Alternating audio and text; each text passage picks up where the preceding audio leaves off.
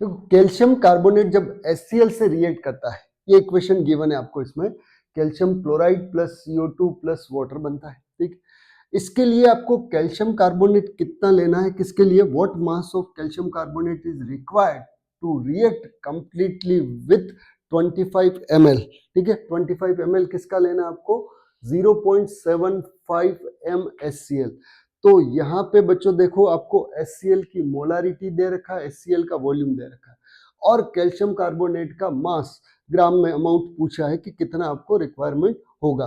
तो ऐसे क्वेश्चंस, ये सब मोल कंसेप्ट के स्टोइकियोमेट्री के क्वेश्चन आपको लगते टफ होंगे पर टफ होते नहीं। इसमें बेसिक मैथ्स और मेंटल एबिलिटी का जो कंसेप्ट है वो चलता है, यूनिटरी मेथड चलता है, ठीक है, वो चीजें हैं। तो ये वही बेसिक मैथ्स 6, 7, 8 की आपको केमिस्ट्री के सवालों में पूछी गई है, बाकी कुछ भी टफ नहीं होता है। सबसे पहले अपन इसमें देखते हैं कि कौन कितने से रिएक्ट करता है, किससे कितने लिए चाहिए, कितना बनता है, उसके लिए आपको रिएक्शंस को बैलेंस करना पड़ता है। तो सबसे पहले अपन रिएक्शंस की बात करें तो पहले आपको एक और इन्फॉर्मेशन बता देता हूँ कि ये मोलारिटी दे रखी है। तो मोलारिटी का बेसिक चीज देखते हैं अपन कि मोलारिटी इक्वल्स टू क्या होता है। मोलारिटी मतलब capital M, moles divide by volume litre में। तो इसको आप देखो, मोलारिटी इंटू वॉल्यूम, लीटर को मल्टीप्लाई करोगे तो मोलारिटी इंटू वॉल्यूम अगर लीटर में है तो ये क्या बताएगा बटका N मतलब मोल्स बता देगा, ठीक है। पर यहाँ मिलीलीटर है अपने पास, वॉल्यूम क्या है बेटा देखो मिलीलीटर। तो मैं क्या कर सकता हूँ, मोलारिटी इंटू वॉल्यूम मिलीलीटर वाला है तो यहाँ क्या बनेगा आपका मिली मोल्स आएगा। क्या बनेगा, मिली मोल्स। तो मोलारिटी इंटू वॉल्यूम अब मिलीलीटर वाला है तो आपका मिली मोल्स बन जाएगा।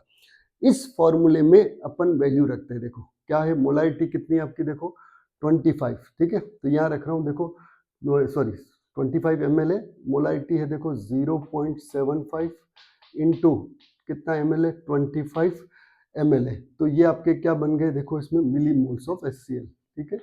मिली मोल्स किसके बन गए, HCl के। इसको मैं मोल में कन्वर्ट करूं तो मिली के लिए होता है बेटा 10⁻³ तो यहाँ अपन इसको कन्वर्ट कर लें तो 0.75 इंटू 25 इंटू 10⁻⁻³ मिली की जगह अपन ने क्या ले लिया -3। ये क्या बन गया आपको, मोल्स ऑफ HCl। तो ये आपकी एक गिवन इंफॉर्मेशन हो गई कि जो 25 ml 0.75 मोलारिटी का गिवन था उसमें कितने मोल्स है ये पता कर लिया। अब अपन आते हैं इस इंफॉर्मेशन, क्योंकि ये जो बैलेंस करते हैं वो मोल बताते हैं, तो या मोल या कोई मास नहीं देके इस फॉर्म में दिया था तो उसको अपन ने मोल में कन्वर्ट कर लिया। फिर अपन रिएक्शंस देखते हैं कैसे क्या, देखो इसमें तो ये आपकी रिएक्शन देखो, कैल्शियम कार्बोनेट किसके साथ रिएक्ट कर रहा है, देखो HCl के साथ। तो इन्होंने 2 मोल ऑफ HCl दिया है, गिव्स क्या है देखो calcium chloride plus CO2 plus H2। ये बैलेंस है कि नहीं देख लो, 2 हाइड्रोजन है इधर, 2 हाइड्रोजन है, 2Cl है 2Cl है, एक कैल्शियम है एक कैल्शियम है, ठीक है, सब बराबर है। तो ये पूरी बैलेंस है। अब बाहर जो मल्टीपल वेक्टर है यहाँ कुछ नहीं है तो ये क्या कहलाएगा बच्चों, 1 मोल, ठीक है। और यहाँ 2 है तो ये इसके कितने मिलाएंगे, कहलाएंगे बेटा 2 मोल। तो यहाँ इसका मीनिंग है 2 मोल ऑफ HCl रिएक्ट कर रहे हैं, 1 mole of calcium carbonate react कर रहा है। कितना बन रहा है इसमें आपका, ये देखो 1 मोल कैल्शियम क्लोराइड बन रहा है, 1 मोल CO2 बन रहा है और 1 मोल वाटर बन रहा है, ठीक है। अब आपको किस किस के बीच में रिलेशंस पूछा है, ठीक है, जो पूछा है उसको, ये सबसे बढ़िया तरीका है स्टोइकियोमेट्रिक क्वेश्चंस करने का कि जो भी गिवन चीज है उसको आप उनके ऊपर सर्कल में लिख लो ताकि कोई कंफ्यूजन नहीं रहेगा। तो क्या क्या गिवन है देखो, अपने को कैल्शियम कार्बोनेट का तो मास आपको पूछा है, इसका मास कैलकुलेट करना है, तो ये आपका क्वेश्चन मास आपको ग्राम में कैलकुलेट करना है, किसका, कैल्शियम कार्बोनेट का। फिर HCl कितना गिवन है देखो, अपने कन्वर्ट कर लिया 0.75 इंटू 25 इंटू 10⁻³ मोल, ये आपका HCl गिवन है, ठीक है। अब आपको सेकंड टर्म क्या करना है, सेकंड स्टेप क्या करना है कि ये यूनिट मैच करनी है, ठीक है।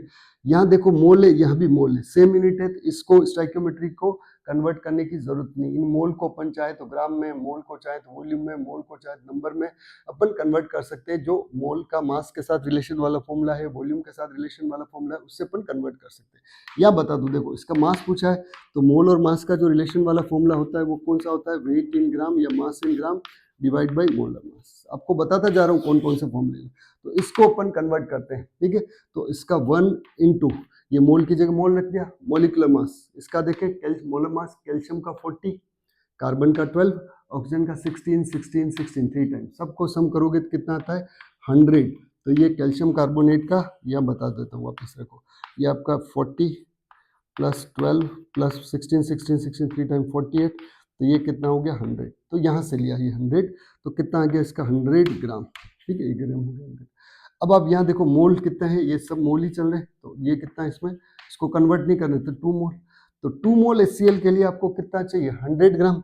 तो अपन एक यूनिटरी मेथड यूज कर लेते हैं, देखो ये वाला, इसके लिए कितना चाहिए 100।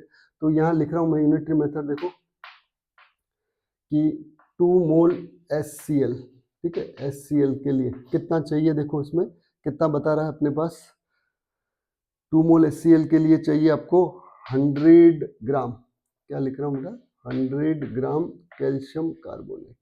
ये रिक्वायर्ड है तो रिक्वायर्ड वर्ड लिख दो, ठीक है, मास रिक्वायर्ड, तो रिक्वायर्ड।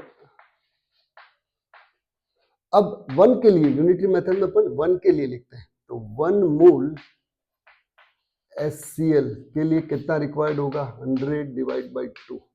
फिर नेक्स्ट अपन लिख रहे हैं कितना, क्वेश्चन में पूछा है, क्वेश्चन में कितना पूछा है देखो, 0.75 इंटू 25 इंटू 10 की पावर -3 मोल HCl के लिए, मोल HCl के लिए कितना चाहिए देखो 100 divide by 2 into 0.75 into 25 into 10 की पावर -3। इसको सॉल्व करके देखते हैं, देखो बच्चों, पॉइंट हटाया तो ये 2 0 से 2 0 कैंसिल, ठीक है। अपने पास कितना बचा देखो, इसको अपन क्या करें, 2 से किया 25 का तो 12.5 आ जाएगा। तो अपने पास क्या बचा देखो 75 इंटू 12.5 इंटू 10 की पावर -3। तो इसको अपन सोल्व करते हैं, तो ये आपके आता है 0. इसको अपन इस एक बार इसको मल्टीप्लाई कर लो तो 937 पॉइंट, ठीक है, 937.75 तक आएगा, ठीक है। तो ये आपका 5 आया। अब इसको 10 की पावर -3, इसको आप डाउन में लाओगे तो 0.9375, ठीक है। ये अपने क्या आ रहा है, ग्राम चल रहा है, देखो ये ग्राम चल रहा है, तो अपन इसको राउंड ऑफ करें तो कितना आया 0.94 ग्राम कैल्शियम कार्बोनेट। ये आपका फाइनल आंसर आ गया, ठीक है।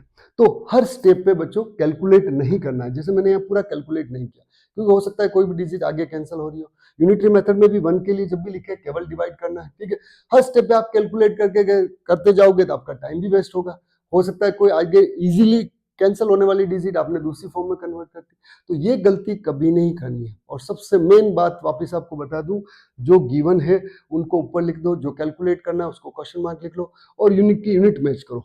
मैथ्स फिजिक्स के हिसाब से अपन देखते हैं ना, यूनिट मैच करते हैं, यूनिट मैच करो तो क्वेश्चन बहुत ही आसान हो जाता है। इस तरीके से इन क्वेश्चंस को करना चाहिए, तो आपके कभी डिफिकल्टी नहीं आएगी, कभी आंसर गलत नहीं आएगा। बहुत अच्छा तरीका है।